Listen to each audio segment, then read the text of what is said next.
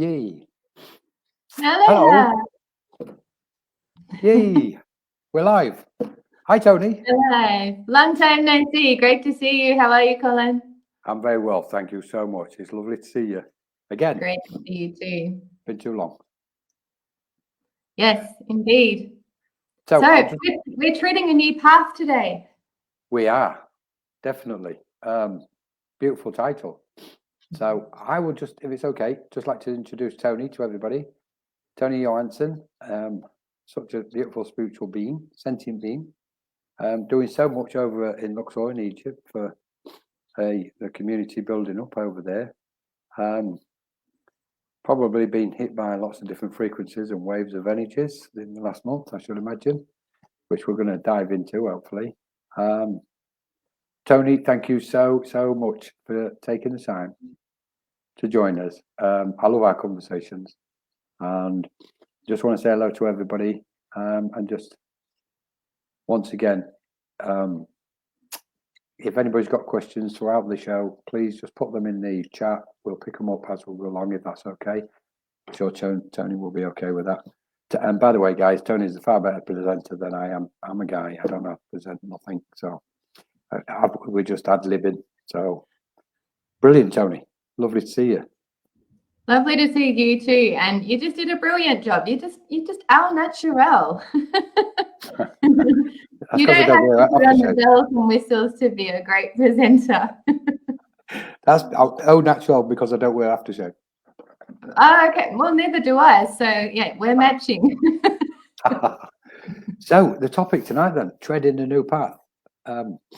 Where's this going to lead us? Because geez, to a new path, I hope.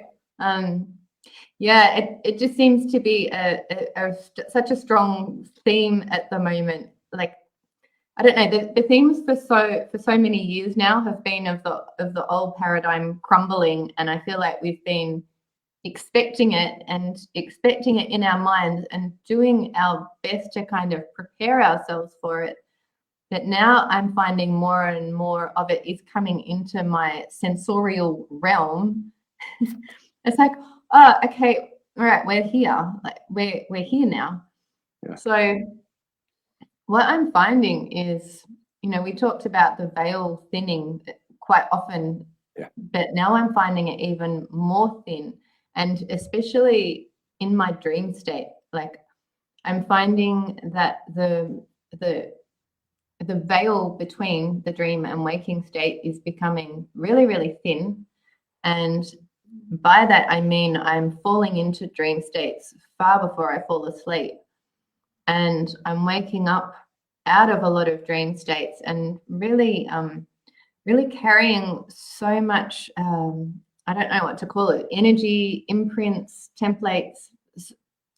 I don't have quite a term for it, but it's like, those dreams where you just dream suddenly so deeply that you know that you've gone somewhere far, far away.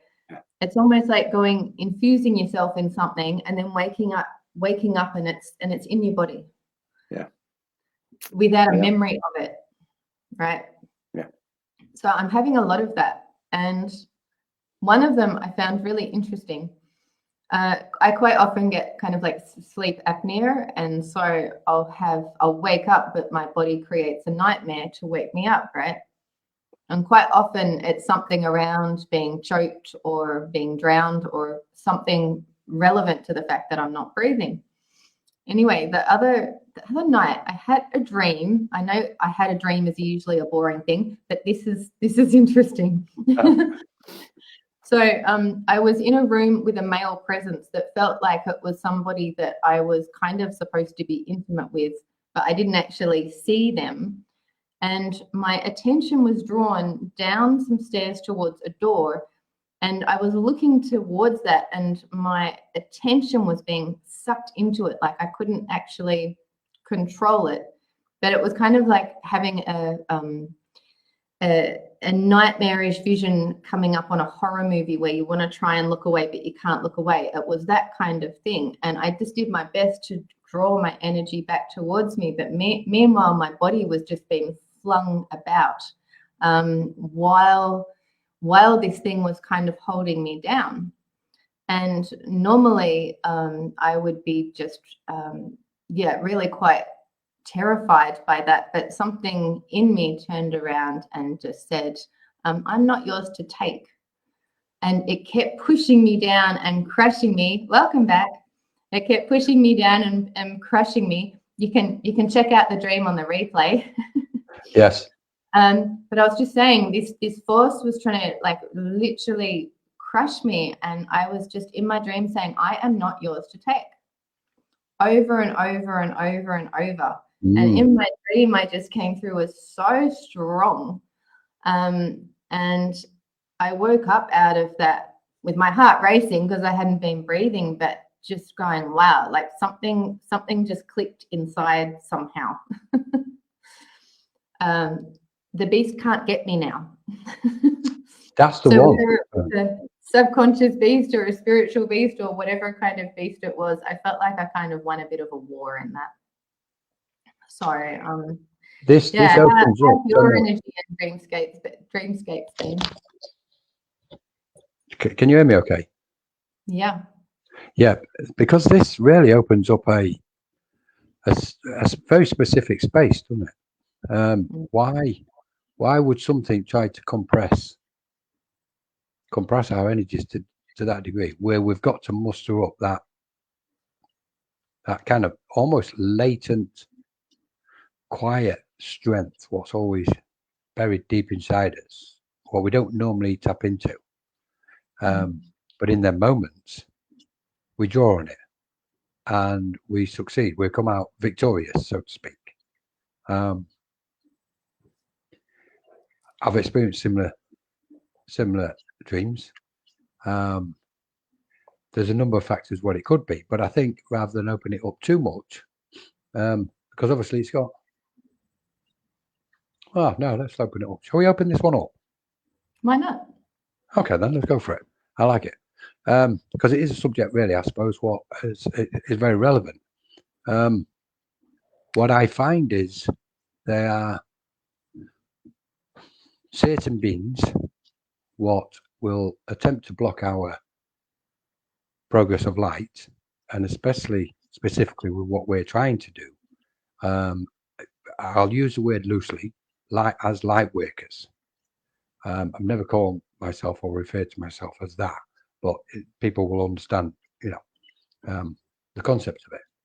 And at the moment, recently, my understanding is, I mean, it's on the go most of the time, but there's been a concerted effort recently by certain beings to trying to prevent the light from shining.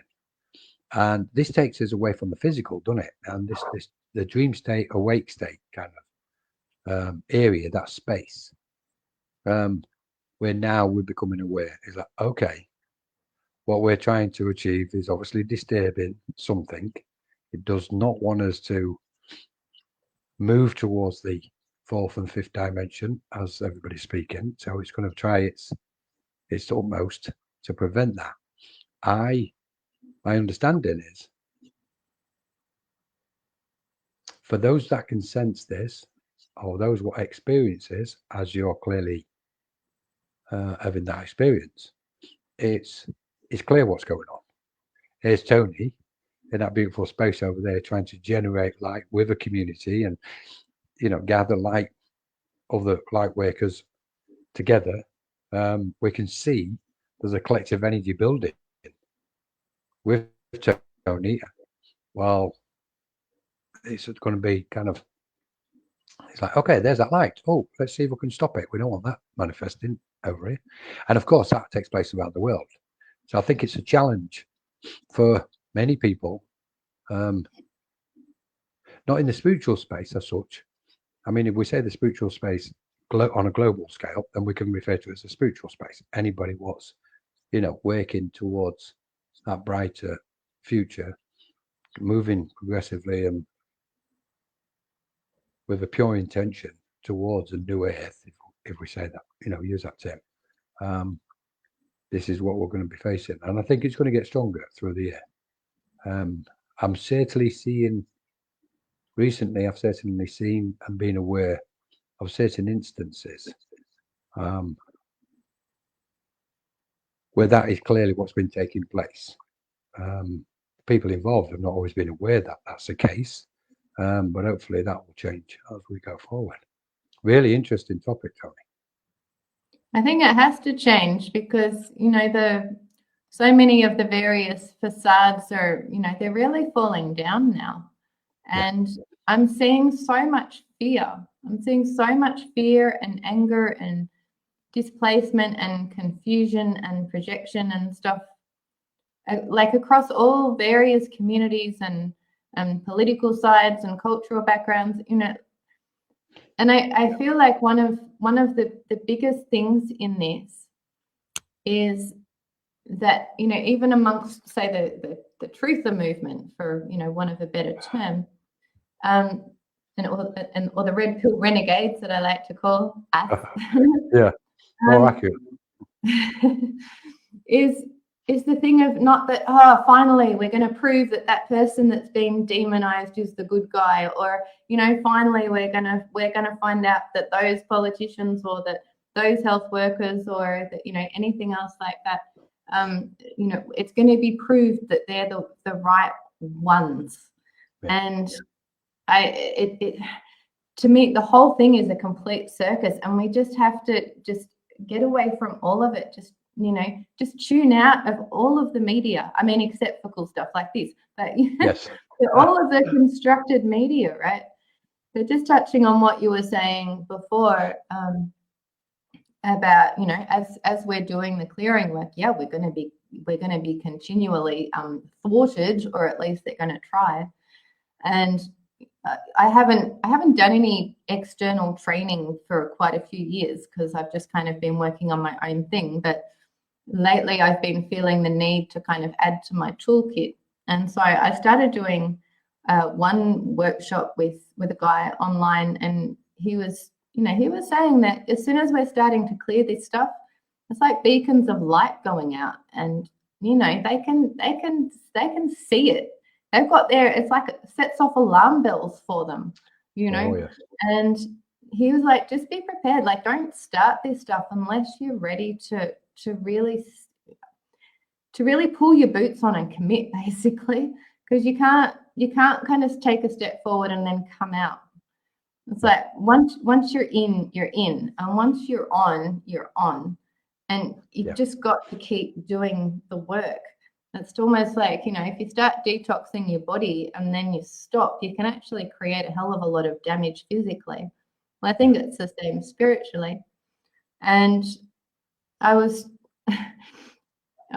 been having a few like conversations about Christianity. Actually, not so much Christianity, but about the Christ kind of energy. And do you know? I think it's Zachariah King. Do you know him? He was he was a satanic like priest or something. He was definitely within the satanic movement, and his role was doing ritual abortions. Yeah. Okay. And so he said that he was trying to do the abortions one day. They were up in some building, like 4th or 5th floor, something like that. And something kept happening, and it didn't matter what he did, he couldn't proceed. Like the thing would slip out of his hand. Like physically, he couldn't actually do it. And it was kind of freaking him out. And eventually he went to the window and he saw that there was some nuns praying over the other side of the road and looking up at the window where he was. They knew what he was doing. This is from memory. I hope I have these details correct, but you get the gist. Yeah. And at that moment, he just realized, he just went, wow, I always thought that Satan was the most powerful force, but it's not. Realized he had no power. Didn't have any power. And so he turned over to the other side. And I'm not suggesting that we all go and turn to the other side. I'm still finding my way with what any of those external energies are, and I'm always cautious of how much I want to give over to anything. But I do know that the power of prayer, as far as as far as people on the other side go, you know, a group of people praying, that's a real threat. Like, that's just a huge, big light for them. And what happened during COVID? Well, you could go and buy alcohol, but you weren't allowed to go and congregate at the church and pray. Oh, yes. So that's interesting. Yeah. Um, McDonald's was open, but not very much else. That's it. So I'm just going to swap cameras, if that's all right, Tjoni. Yeah, absolutely. I'll just keep yabbering on then. So I'm just noticing one of the other things that's been coming up is that my system is becoming more and more sensitive to various things like objects and shapes and people and dreams, and I'm finding more and more that those things are really affecting my energy body, just as if you have a cup of coffee. Yeah. So one of the things, you know, I've been wearing this. This is a biogeometry pendant that I've been wearing for quite a long time, and I've got two other pendants. One is a cartouche. It's got my name on one side in hieroglyphics and my partner's name on the other side. And the other pendant I've got is a Christian cross from my grandmother. And I started wearing that a few years ago when I was a little bit freaked out by energy parasites. And I put it on, and as soon as I put it on, I felt like I was going to be sick. So there was something in my body that could not tolerate it. Yeah. If any of those three items, if I try and wear two at a time, I feel sick. Yeah. So the energies are becoming really clear, and so I'm just kind of feeling like part of our process of awareness and understanding or inner standing at the moment is really tuning into the subtleties of all of the energies around us, and just becoming more and more aware of how we're kind of affected by those. Yeah, these are so. I think they're very relevant points, Tjoni. Clearly, first one is the concept, the light shining. It is. I would say it's very clear that as soon as the mind expands from the 3D into the fourth, the light automatically starts shining.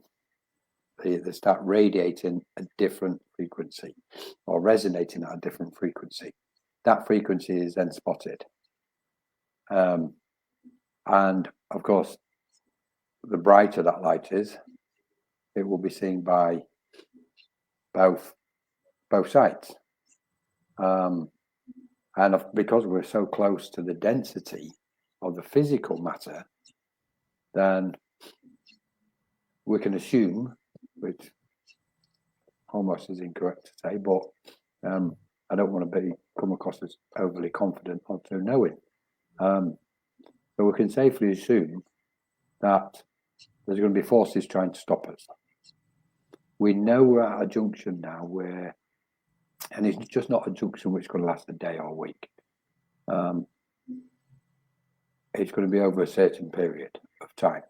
And during this area, this space we're in at the moment, at this junction, we're seeing the clash. We're going to be seeing so much come to the surface, and we're going to see the I'll just say it as it is, we're going to see the dark side try as much as they possibly can to prevent any form of light spreading in this world, because that's its nature. It doesn't want it, so it will try any means it can.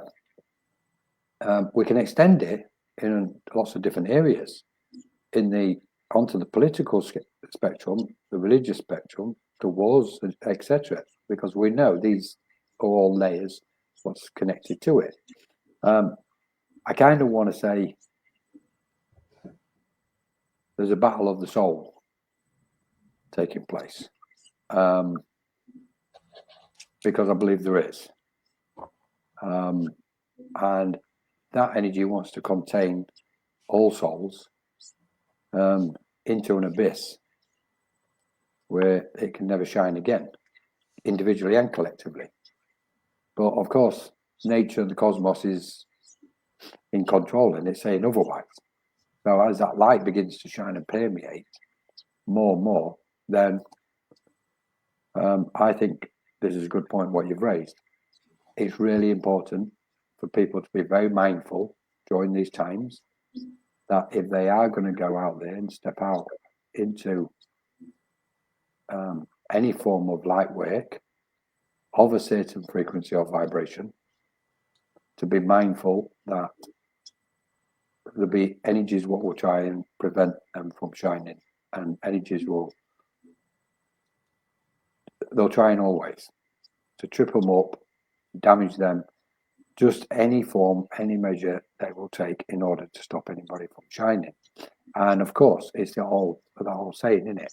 In a way, the brighter you shine, the more you can expect this to occur. And this business between the veils, interesting enough, I've probably had about now maybe 10, 14 hours sleep in about a month. Fact. Why? How? Just spark, total spark, awake. And no matter which way I turn, no matter which method I try, mentally to sleep, it ain't happening at this minute. Now, wow. Previously, I was aware a long time ago.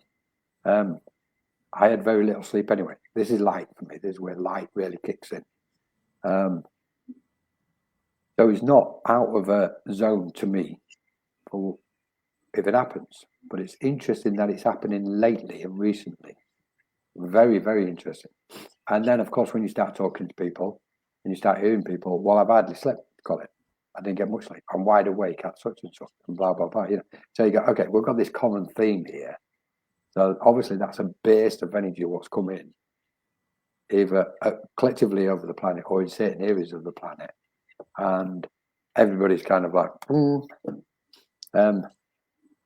so whether it will settle again or whether it'll start to stay in. Now, the interesting bit, which I'm going to chuck something in, and maybe we can pick it up later.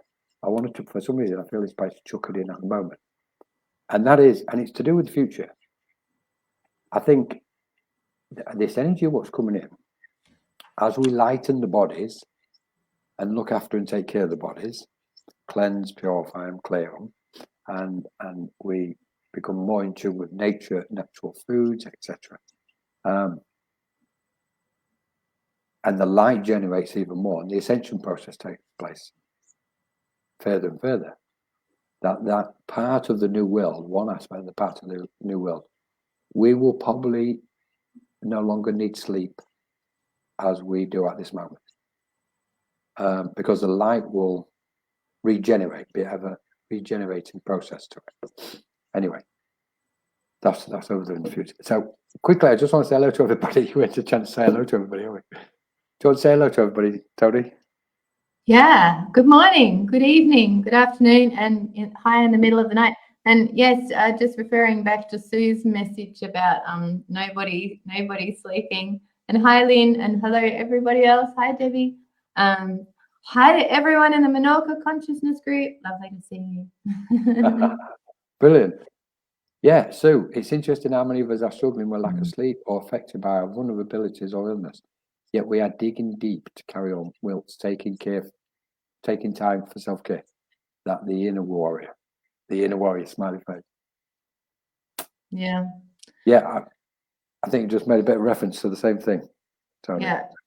Yeah, exactly. And we're just becoming more and more fortified. I remember about maybe 10 or 12 years ago that this cycle, it was not long after I feel like time started speeding up like really significantly.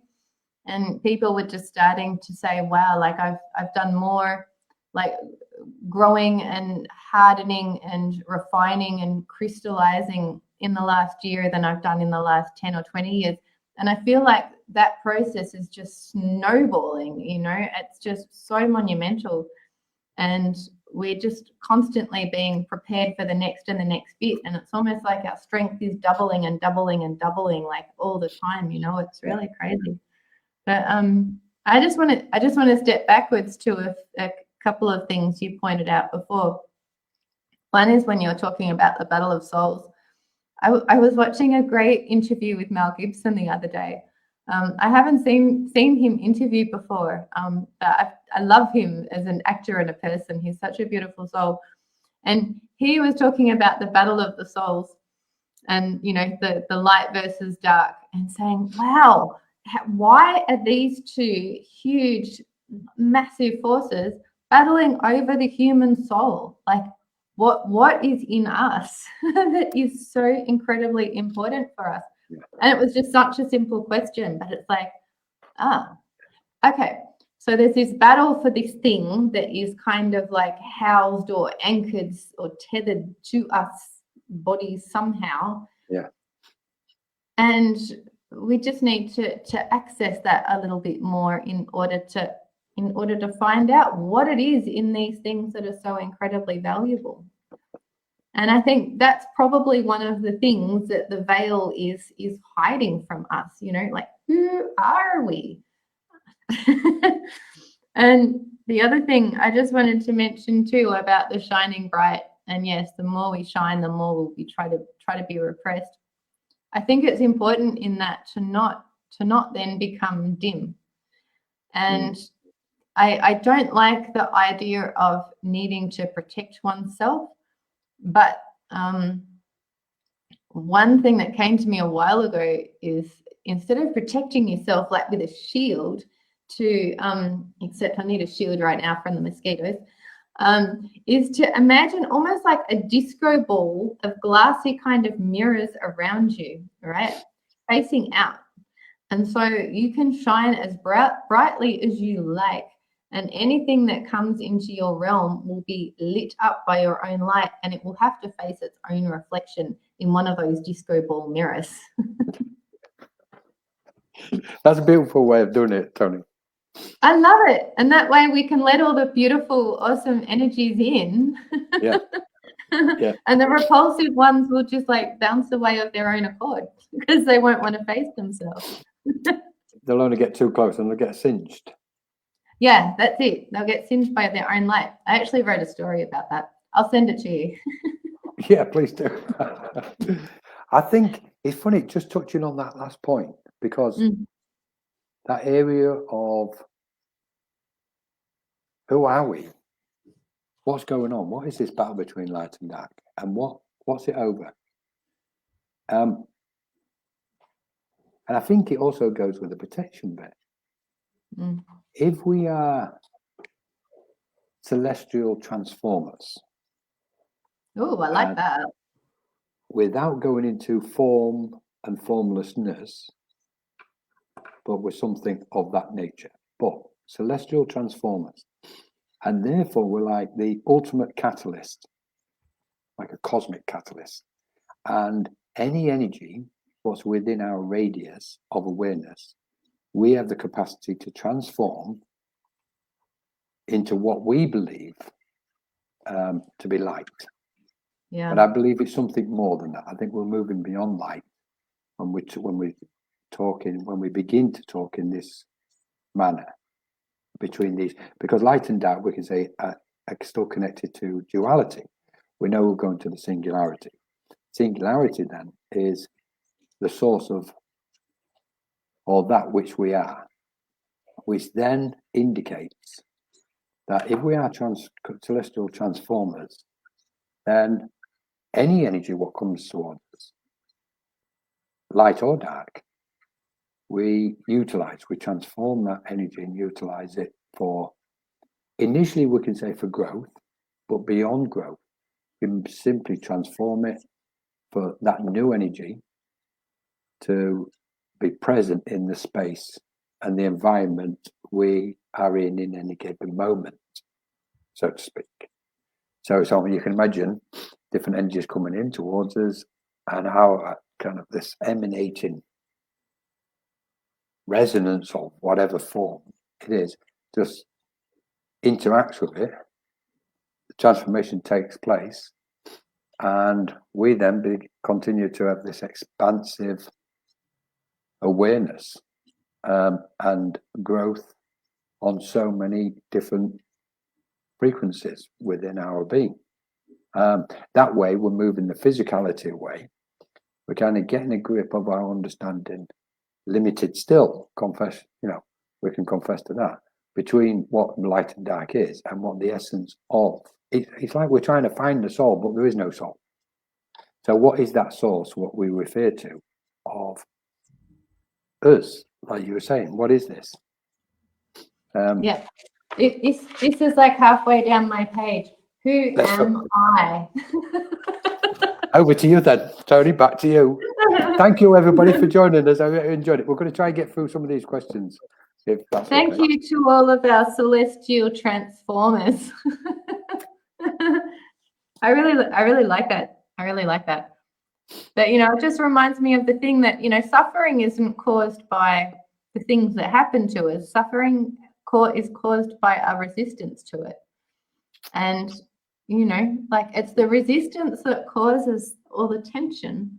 Yeah. And if we relate it to the earth, like what does the earth do with all of the toxins and all of the poisons and all of the chemicals and all of the plastics?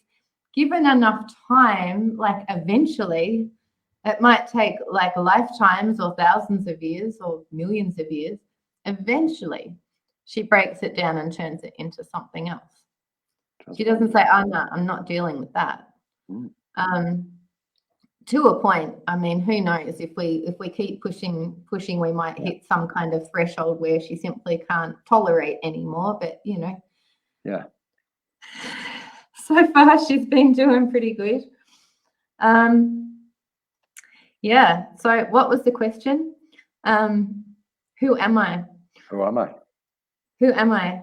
All right. So, I don't know who I am, but I know what's coming up for me at the moment. And one of the things that's coming up for me is more and more of a need to break out of patterns. And I'm going through quite a massive sort of transition at the moment of trying to define myself. I'm rebranding myself and all of my work, but I'm trying to find what my brand, what my niche, all of that kind of stuff is. And honestly, I don't have a niche. You can't be contained. It's like I'm like a kind of like polymath kind of thing. I'm like I just need to do all of the things. So I'm referring to myself as a creative visionary. But I'm finding in all of the bits that I'm doing at the moment, I'm so intent on trying to create a brand and trying to create a niche and trying to get my social media out and make all of this stuff that I've forgotten even what I'm trying to create in the first place. And I'm like, I haven't done any art or any writing or any singing or any dancing or any of this for like so long. And it's like, wow, we need those things to get out of the left brain constructs and to get out of our patterns. And I was thinking today, I used to live in Lakes Entrance, which is the very southeastern point in Australia. And I was there over the winter. And I absolutely love the ocean. One thing I really, really miss here is the ocean. It's just the ocean just makes me feel so at home. Yeah. But I used to walk for hours every day, and the ocean down there was really rugged. Like you get to the edge of the water and it's like this.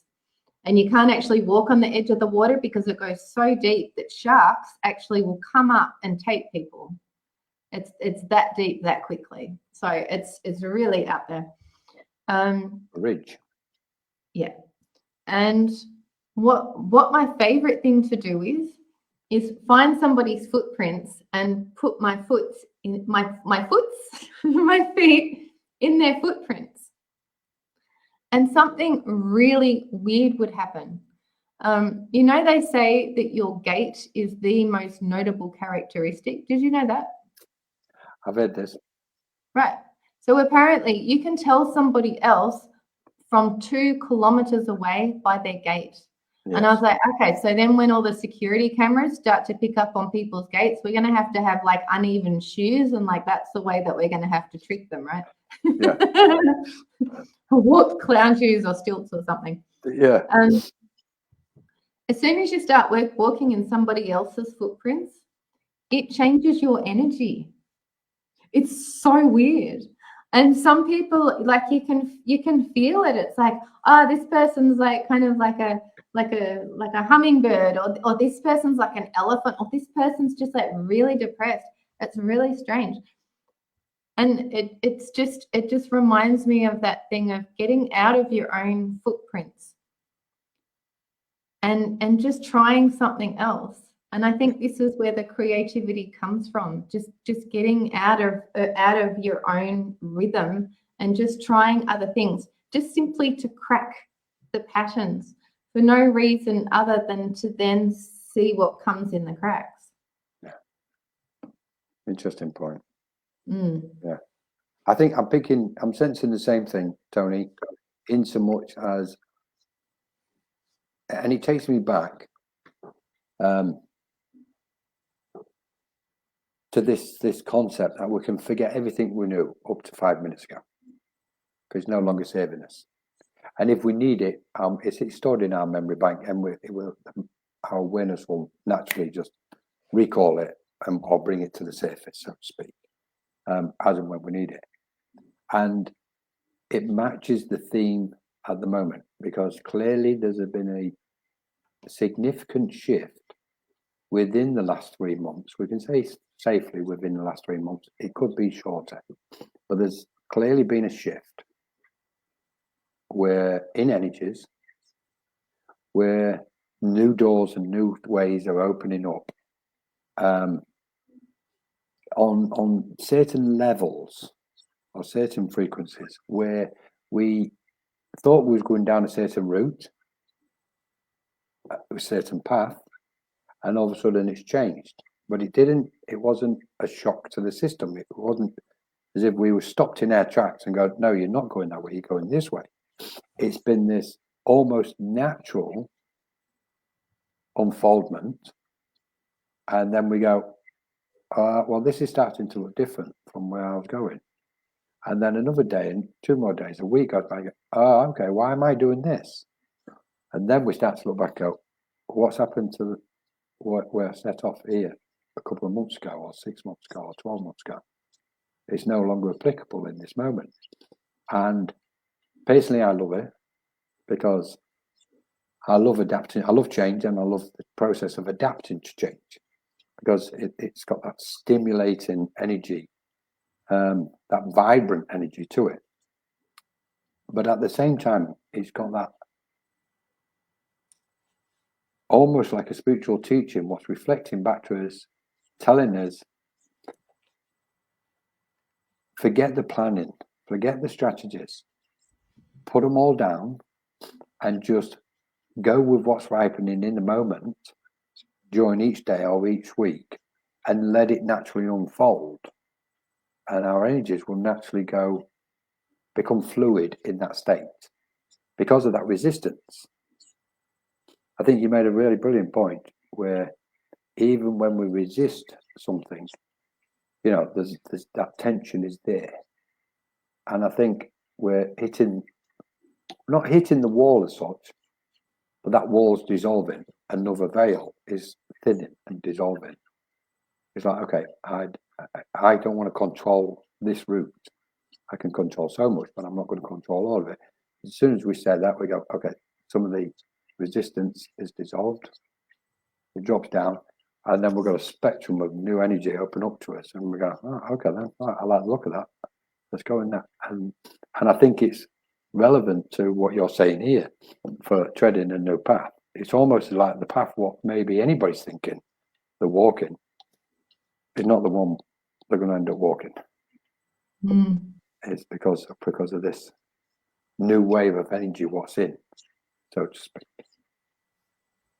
Yeah. The thing that I'm finding in all of this too, I keep thinking, okay, so what are we what are we brave enough to let go of? And for me personally, it's like, wow, I just love to let go of everything. But my left brain is going, I've got to make some money. I need to make our situation a hell of a lot better than it is for me, for my beloveds, for my community. Yeah. And because of that, because there's that kind of left brain drive behind it, I'm still trying to use the left brain to push forward in a way that feels cohesive. And so at the moment it's like, okay, so how do we really like work smarter, not harder? Well, at the moment it's about looking at things like AI and stuff like that, on how we can use those to take care of a lot of logistics and things like that, so that we can free ourselves up to do the real work. But even that in itself requires a huge amount of left brain to even switch into it. And in the, in another 12 months, when we have that proverbial flip, do we even need that? Or will it actually develop itself so much that we can just start talking to our little bot friend and just say, hey, design this for me. I can just take care of it. No, you know what I need. Just take care of it. I'll be in the other room, like painting my mandalas. Just take care of it. Like how much left brain do we actually need to use? And even if we're moving into a state of connectivity and community and collaboration, how much even like, marketing strategies and SEO or AIO now, we need to make ourselves ChatGPT searchable, right? How much of any of that do we even need to engage in? We're kind of I'm finding this transition kind of quite effervescent, and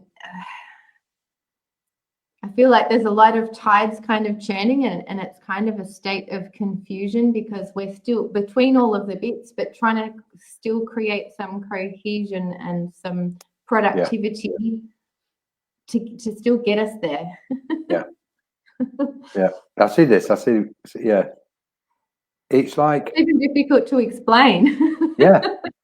Well, you've got different. It's almost as if you've got different waves coming in simultaneously from different directions, and we try to hold that, let's say, stillness and clarity of our mind in that center point, and we have that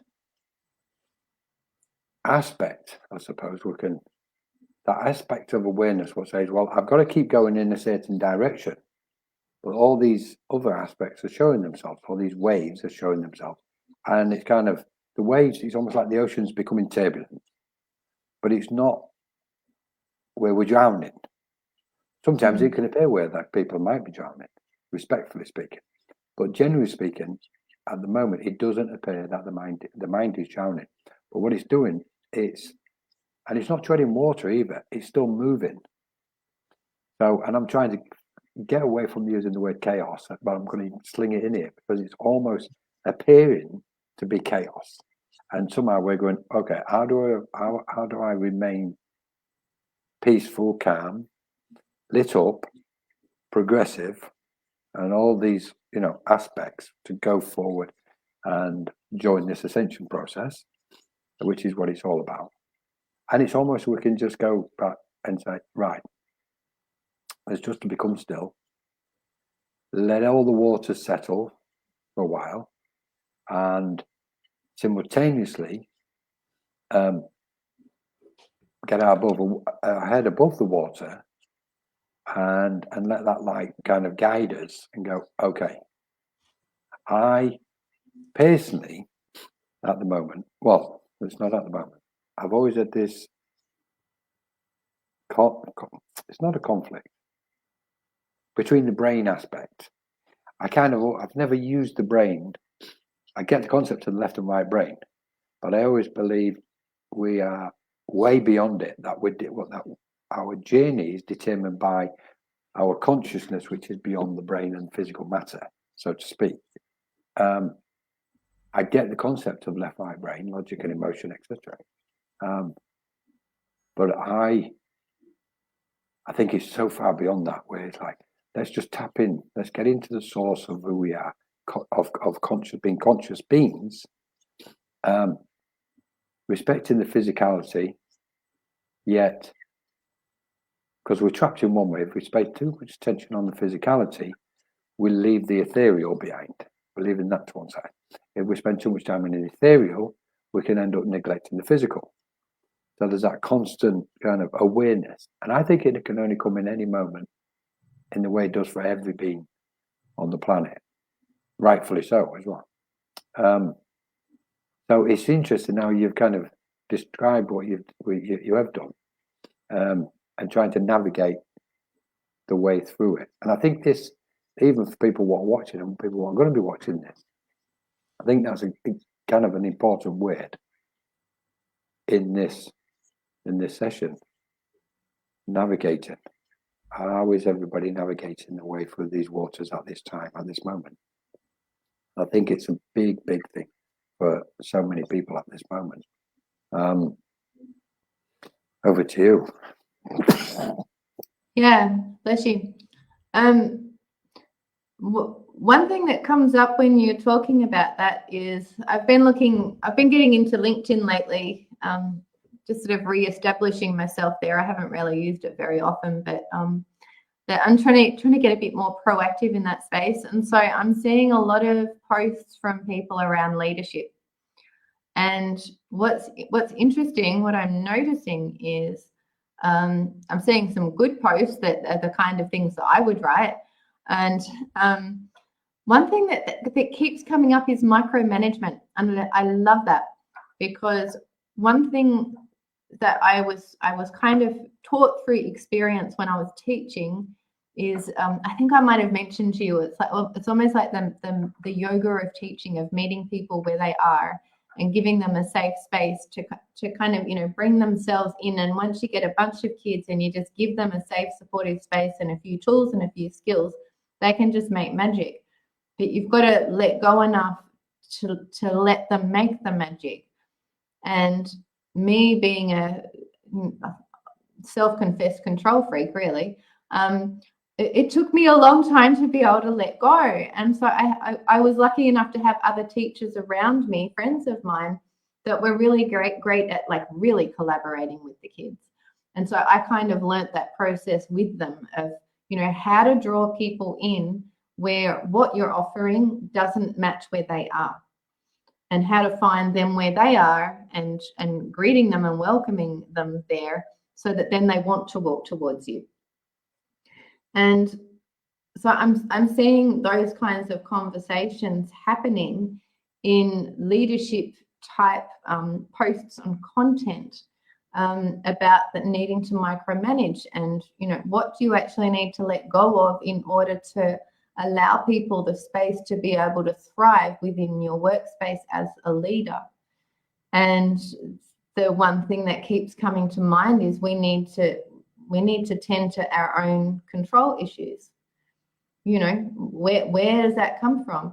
And so whether you're a leader in a workplace or simply the leader of like your own life, it's still the same conversation. Why am I trying to micromanage everything? What happens if I can just let go and just allow my creative spirit to just get out there and play and be its own truest essence, and then just allow things to come in? And when I do give myself the time and the space and the expansiveness to just be myself, put out whatever gifts I just want to give out and trust, then it always comes in. It just is reciprocated. You know, work and contracts and things come in really surprising ways. Clients come in, you know, opportunities for growth come in. I mean, that's how I met you know, through a friend that just connected us. Like, those things happen so easily when we just let go. So there's a big thing in letting go. And I find what the what the key element for me in letting go is bringing full presence just back into my body. It's as simple as that. And especially the back of my neck and my spine, just the whole central nervous system, whatever it is that I'm feeling, whatever tension and discomfort and, you know, whatever's out of alignment, just coming back to that space. Somehow that just brings back some kind of cohesion. It's like this from here to, you know, to the bottom of our spine, you know, this really is our anchor. Yeah. And so when we don't have an anchor in the rest of the world, when we don't have any safety or security or cohesion in the rest of the world, like this is all we've got. Yeah. Like this is really all we've got. Yeah.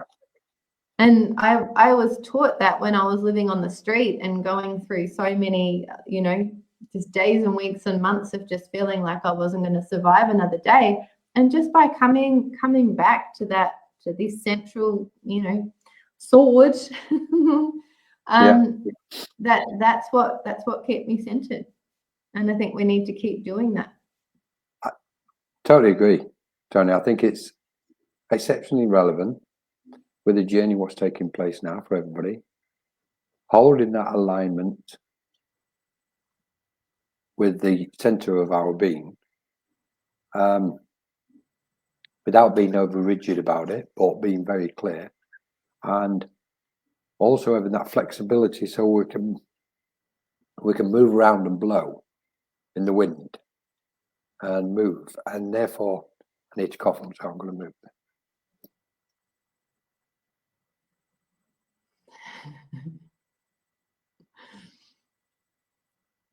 I should have done some backing music, a cappella style. Sorry.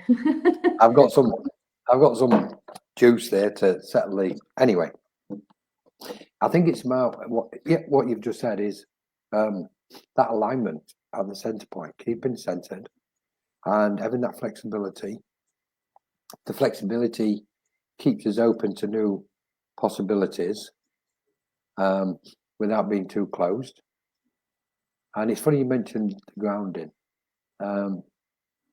Because I'd like to, if it's all right, I just want to read some of these messages what people put in. Oh, please, yes. Nigel G. Do you want to read that one, Nigel G? Forms of sabotage. Forms of sabotage has been written into our energetic imprint and often cannot be identified unless we have been given access to identify them. Would you agree? From my perspective, yeah, I agree, definitely. From my perspective, like I like to do a lot of work actually on the ancestral field. And, you know, so when I used to do a lot of healing work, I would be working like just simply on this field, but then I would find, you know, that so often you undo a pattern or help somebody to undo their own patterning, and then it just comes back in. But then I'd find if we work on the ancestral realm first and then do the work, then it would keep clearing. And then I found that was pretty good, but then there was another piece, and that piece was like the actual topic that we're working on. In other words, in this case, it would be self-sabotage. And so even all of those different topics of, like, you know, safety and self-sabotage and unworthiness and persecution, like all of those different qualities that are in our body, those imprints themselves have their own fields. And so we can heal, for want of a better term, those kind of fields and clear them as well, so that those fields in themselves don't have so much of a hold on us anymore. And also clearing the parasitic entities that are feeding off those various imprints. So yeah, I agree. There's just like this whole network of different kind of aspects, energetic aspects and points of reference that are holding into these systems. And so the broader we can work with that, as in the more different types of areas that we can work with that, the better, I think, so that we have a more kind of holistic approach. Yeah. Brilliant. Thank you so much, Tony. Thanks, Thank you. Nigel. Thanks for the question, Nigel. Mm. Hopefully, we're going to be inviting Nigel at some point to do a talk on this, on his Very nice. on his topic and subject. Thanks very much, Nigel. Perfect. Sue, not only are we clearing ourselves and allowing more space, more light, the paradox is we're also clearing the energy too, which is attracted to our light. Which means, as you said, Tony, once we are in, we are in. this is so true, isn't it? This one. It's to be aware how we are working, how important it is to hold the light. And often it is helpful to listen to these talks and also meet up however is possible, including Zoom, etc., which reminds us we are not alone. We know we are not. It's time. It's when there feels to be struggle. It's when there feels to be a struggle, yet the light is a new matrix, stronger than ever before. Beautiful. Well said. Yeah. Definitely so. Yeah, absolutely. I don't really have anything to add. It was yeah. What do you? I agree. That's Nigel G again. Light and dark. Do you want to read this one, Tony? So light and dark are written dualities for humanity's soul journey. If we look at beyond this landscape, everything opposing love is all part of our holographic existence.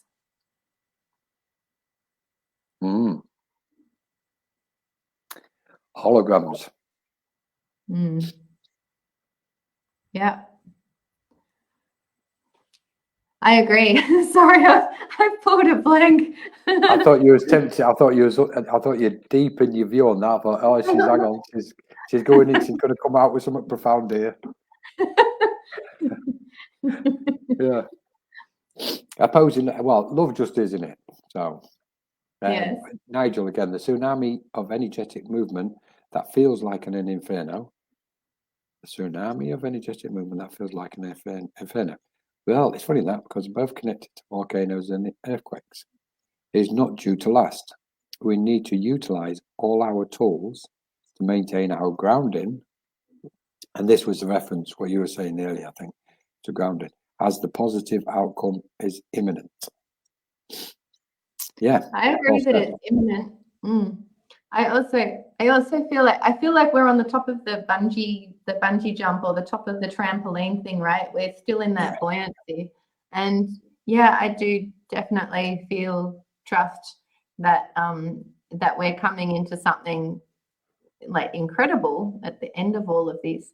But while we're in that buoyancy, like this is the perfect time while gravity hasn't compressed us back into something yet. To really be able to direct it with our minds and really vision what it is that we want for humanity and for all sentience. Like I feel that that's so much of what our focus ideally can be on right now. Yeah. What are we moving towards? What's the new path that we're treading? Beautiful. Yeah. What I find. What I find fascinating and something I absolutely love sensing and observing and being aware of, it's a multitude of, it's like it bombards the senses sometimes, is as this, if we call it a great unfoldment or this ascension process, cosmic christening, whatever we want to term it as it takes place and the layers have been peeled off, all of us. And for those where the layers are off to a certain point, there's a beautiful acceptance when we're meeting others. Because there's a passive energy, what comes from all our ripens and shines within everybody. And that acceptance is what I find fascinating. We're not in that mode of, oh, I'm worried about that person, or oh, I'm not sure about that person, or what can I get out of you? What can you do for me? And the I, as people are awakening, if we call it that, we're just naturally getting on with each other. We don't, okay, it's, there's edges out there, but generally speaking, we seem to be very comfortable with each other. And that bit is what it does something, it touches me very deeply. And I think part of this new path, what we're treading, we're going to see more of that take place. There'll be the survival of the financial side for everybody while the financial system is still present on the planet. That will be, we can't help that. And yet that seems to be being diminished for this love and compassion, what comes through some form of expansion of our own awareness for each other. And we can just kind of just sit comfortable, not know somebody, and we're comfortable in their space. Because 20 years ago, we might go, can't sit there with that person. Yeah, it's interesting. Yeah. And I think so much of that is because we are just being called to just deal with our shit, basically. We can't not now. And so, all of this stuff that's happening that is so deeply triggering, and I don't know about you, but in my world, there's been so much conflict, and most of the people I know are having so much conflict, that just being pushed and pushed and pushed and pushed and pushed, and on so many levels and so many layers, and you simply have to deal with all of the deep dark stuff, or else we're just not going to survive, right? And so the more of our stuff that we deal with, the less triggers we have, right? So it just makes sense. Now, the less triggers we have, that means obviously the less neuroses, and the less self-sabotaging, patterns and behaviors that we've got, the less parasitic entities that are, drawing on our energy, causing us to cause harm to ourselves and other people. As we become clearer and clearer, so also, interestingly, does our need to control finances. And so can you imagine how different this landscape would be if all the CEOs and all of the banksters, all of those people in positions of financial power were well-balanced human beings? How would that affect the way that they go about distributing funds? It would be a game changer, wouldn't it? The entire world is just a victim of psychopaths at the moment. But they can change. The ones that still have some kind of soul, have some kind of light, and I believe that they do, they can change. And that changes the whole entire landscape. And I really feel, as the world is literally shifting into a different frequency, that frequency is going to affect everybody, everybody. That just brought up, I wasn't going to talk about this, but it just brought up a piece that I used to do a lot of I don't like to call them channelings, actually. I just listened to my inner self that would call herself Nonna, who appeared to me as kind of like a beautiful old woman in Byron Bay in Australia. Anyway, I was focused on a friend of mine who had come from a deeply abusive alcoholic parenthood, and it had manifested in this guy as I call him a snake. You know the term snake in the grass, like that kind of. And we've met so many of them, right? And they're incredibly charming and lovely people, and then just bam. Right? That's the one. That are always in those toxic kind of relationships.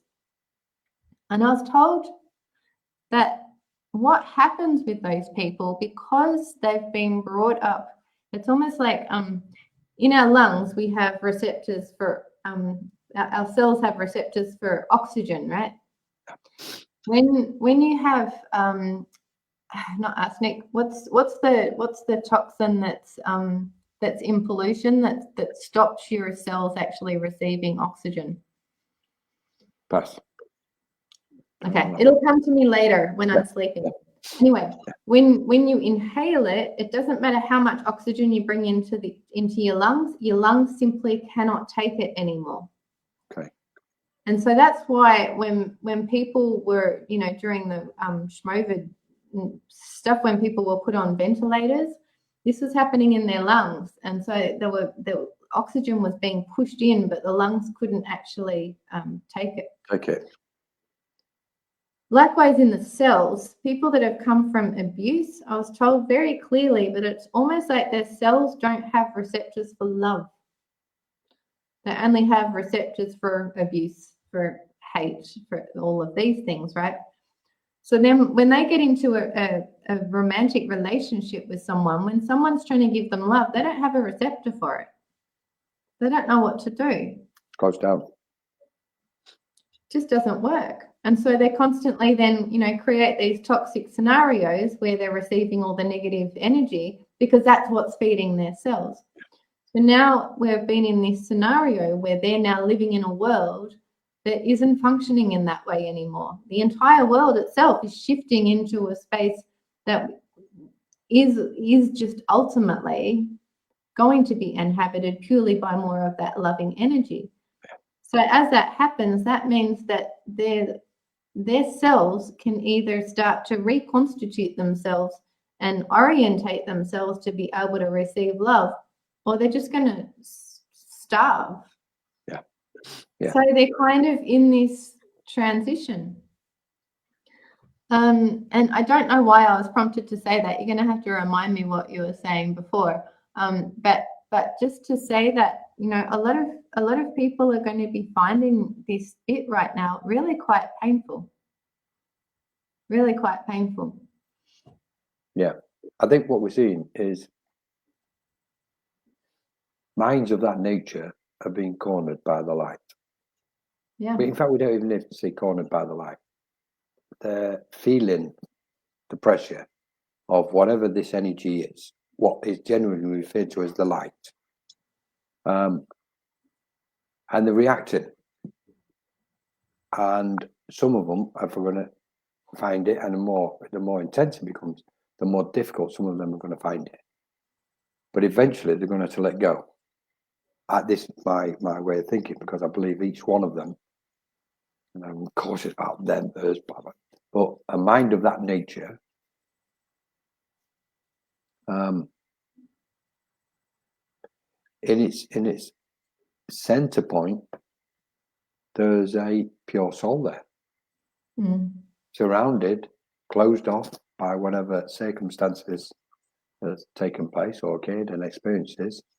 But that healing process is occurring right now, I believe, as we're talking, because of the emanating factors of the light on the planet at the moment. It's interesting in one respect, because and it's only a personal thing for me, where I'm very cautious, because it can sound self-elevating. When we think, well, maybe one person's walking the path of light, one person's walking the path of dark, and often the ego can trap us, can't it? And we've got to remove that concept out of the way and just have this sense of 100% spontaneous compassion for all beings equally, with equanimity. Because we are a collective, and whether we are light beings, souls, spirits, whatever term we find, and I think maybe at some point in the future, none of them will be the defining, correct way of terming that what we are.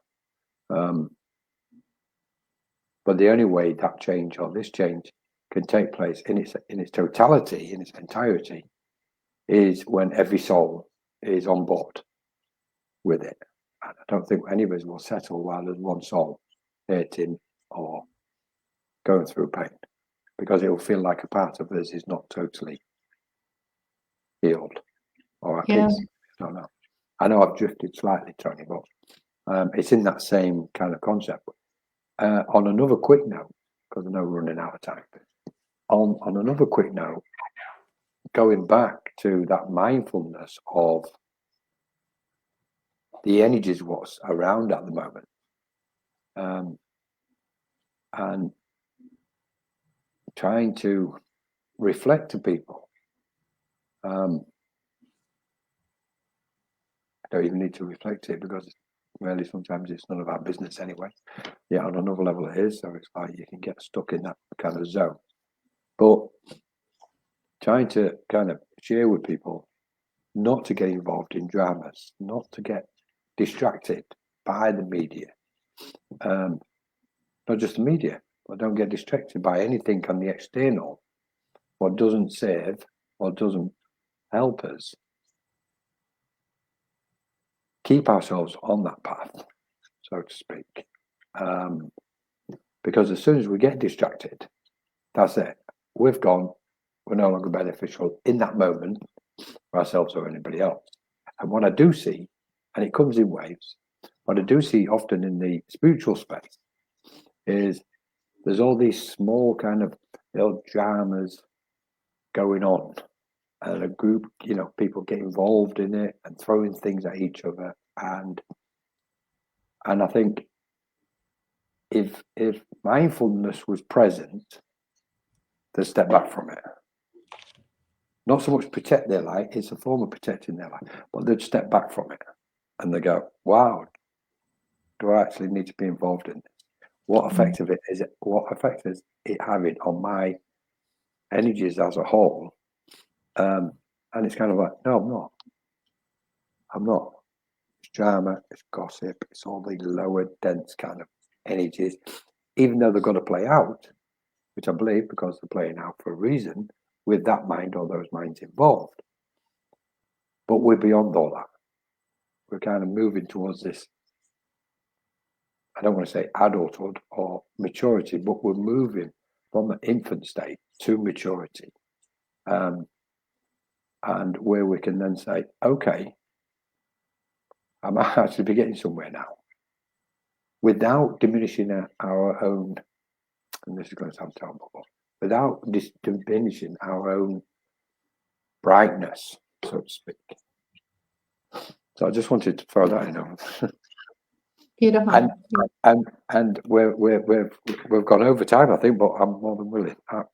How are you doing? We have gone over time, and I do need to make a move, but I just wanted to briefly touch on two things that you said, and one is just finding the balance, because as far as how our sense of other people now, as more and more stuff comes to light and more things that people have done that seem unforgivable and that might be unforgivable actually, and as that kind of stuff comes more and more to light, I think it's going to be really important to differentiate between the behavior and the person. And so we can forgive the person, but we absolutely can't condone the behavior. And so, send loving light to the person, while the behavior is dealt with, and it is going to need to be dealt with on quite a massive scale, especially in my mind over the next sort of 12 months or so. And as far as all the drama and the stories and all the junk goes out there, I love that. Do you know the story of the black ants and the red ants?